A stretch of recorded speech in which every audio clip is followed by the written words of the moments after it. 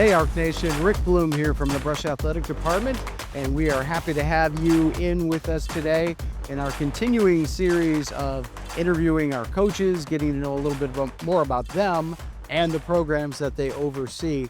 And today we are here with head wrestling coach Rich Hall, who oversees both the men's and women's program, and specifically probably spends a little more time with the men, I would think. Welcome and appreciate you being here. We do have many talented coaches, so it's a big job to handle both sides of the equation. So the first thing I want to ask you is, how long have you been coaching, and what was it that inspired you to want to make it a career from the coaching perspective? Well, here at Brush, I've been here, I'm in my 7th year, but I am in approximately 12 or 13, 14, I don't know, 15 years of coaching, just from '96 through to all the way up till now.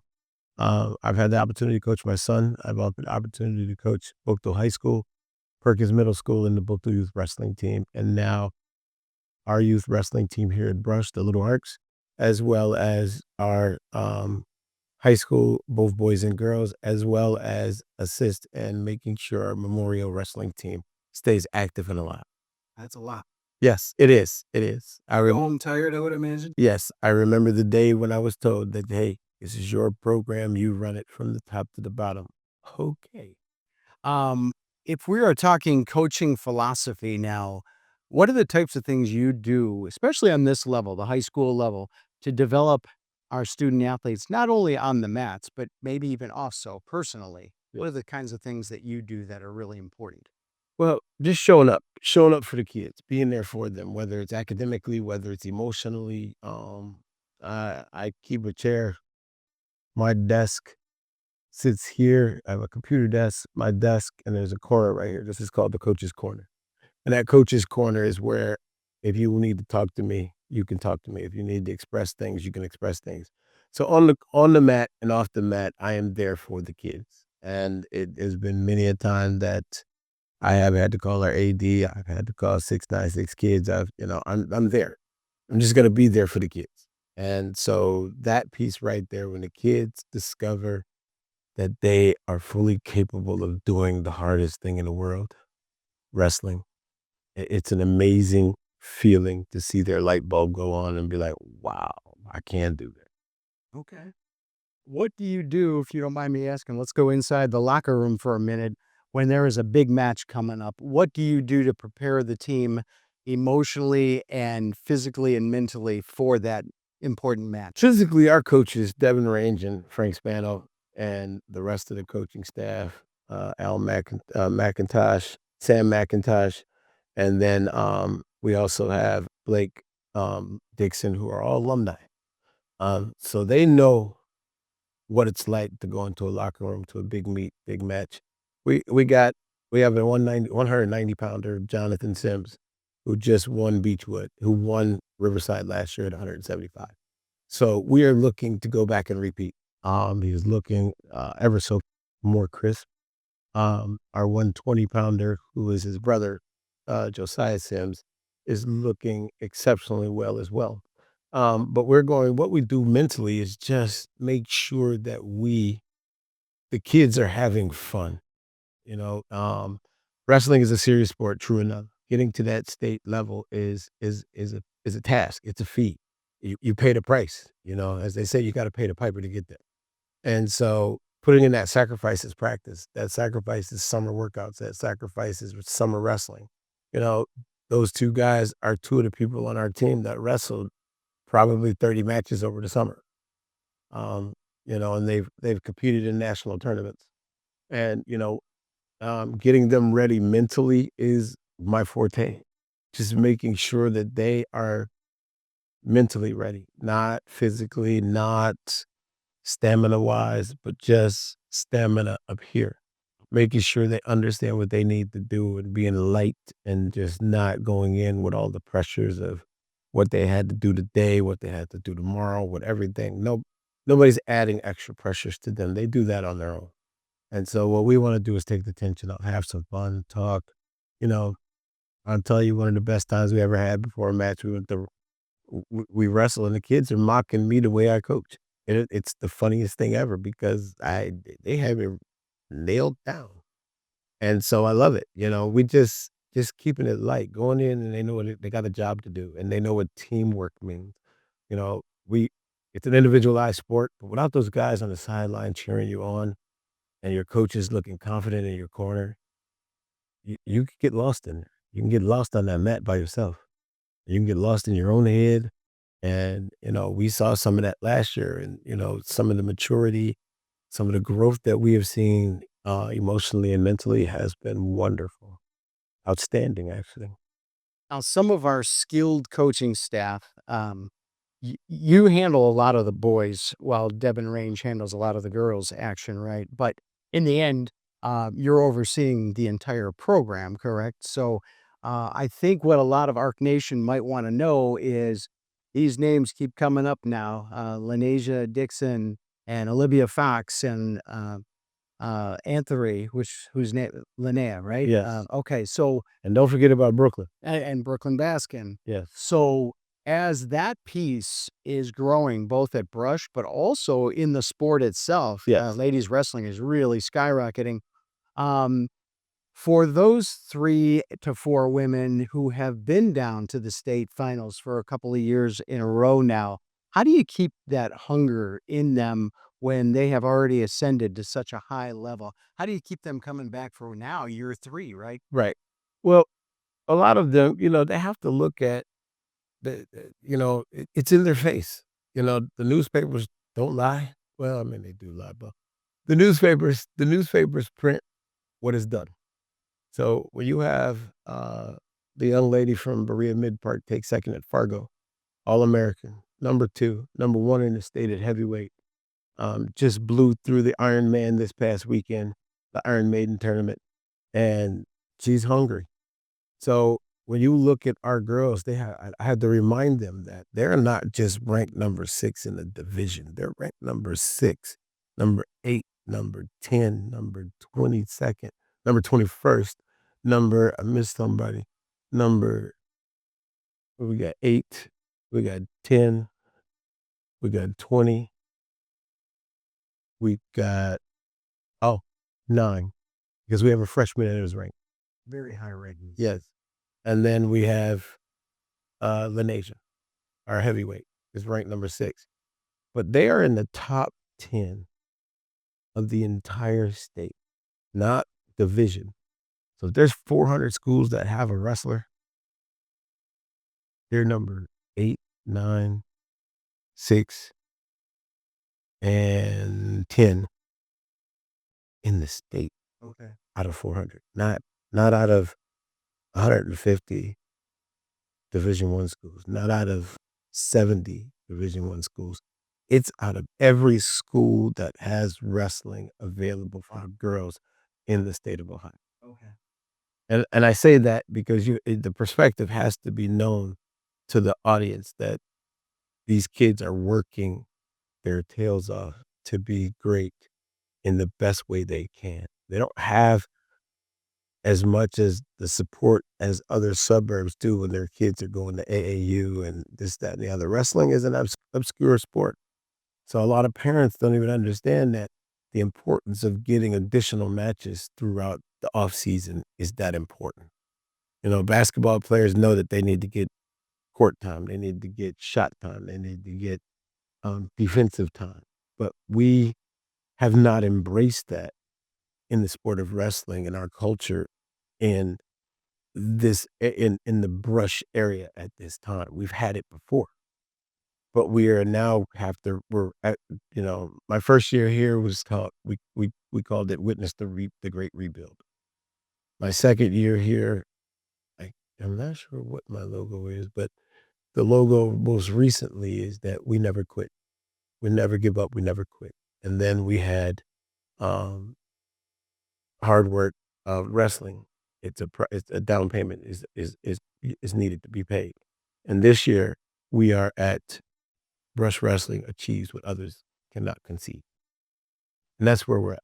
And that goes for not just the boys, but the girls, because we got 2 champions from last week that are coming to Riverside to wrestle a large tournament and put their mark on there. We We have a returning champion, Jonathan Sims, and we have Josiah Sims that is coming up and making his own marks in his brother's shadows, and he's trying to step out of it. Those are big shoes to fill. And, Jonathan's had 2/5 down the districts these last 2 years, and we have made major improvements both emotionally, mentally, and physically.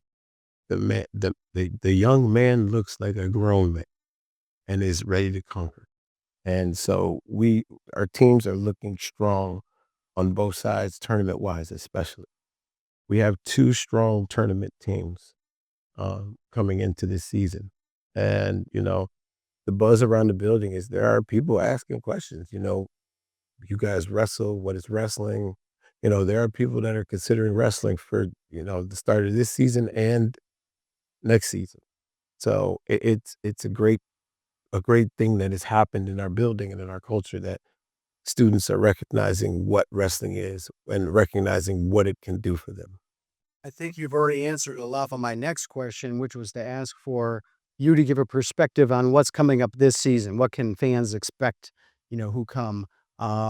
And you've talked a little bit about the boys Right. and the girls, but certainly you can add anything in. No, what we're looking forward to is that we've got some kids. Olivia's hurt, unfortunately, but she's got hopefully within the next 4 or 5 weeks here, she'll be back on the mat with us. You got Lanesia, who is out here now wrestling, who went 9-1 this past weekend. You have Jonathan Sims that went 4-0. You have Josiah Sims that went 4-0. But you also have Eliana Johnson Eliana Steele that went, I think she placed, 2nd at our tournament, 3rd at the previous tournament. Um, and so they wrestled back-to-back tournament. Some of them might have 10 matches in 2 days. And so you look at Laneige, she went 9-1. She's got 1 champion in the 2nd place in 2 days. So, we have some things we need to fix early on, mistakes and, some mental blips. You know, Brooklyn Baskin was solid. She was right in that match the entire time and, following the coach's instructions, trusting your coaching staff as well as trusting yourself to do the things that we asked you to do is a big deal when you're in a comfort zone and you're wrestling and you hear the coaches and you're like, no. But, and we learned some tough lessons. I'll tell you, sitting down in States last year with Olivia, um, there was a girl that she beat 7 times and beat her. But the reason she got beat is because she never took a shot. She's waiting on a defensive move. This girl studied, probably watched film and studied her. And those are things that we have to start doing to be better mentally prepared and better physically prepared. Well, I would say this, at the high school level, see if you agree or not, a whole sport like wrestling or basketball or football, there's so many cycles, for a stretch of 5 or 6 years, they're doing really well, and then they kinda hit a lull. You mentioned that a little bit before. I know, years ago, we had some all-state performers and some of the signs that you have in your wrestling room, celebrating some of the arcs who have done really well. And then it kinda went quiet a little bit, and then you had to bring it back, but it Right. sure seems to me like you are bringing both sides, the girls and the boys, back to prominence, and it's just a matter of time, and brush wrestling will be talked about all over Northeast Well, Ohio. right now, brush wrestling is being talked about, and the girls are leading. And have no shame in our game. The boys, we have a solid squad this year. We have a solid squad on both sides. The true expectation is that um, there are 3 kids in the boys that are expected to make it to states. There are 7 girls when we get our weights right that we expect to go to state. They should. Okay? There should be a high expectation, and there should be an expectation of them. And they'll see this, and hopefully they won't laugh and have a panic attack and be like, "He said what?" No, but we have the 3 that we have. We have our freshman.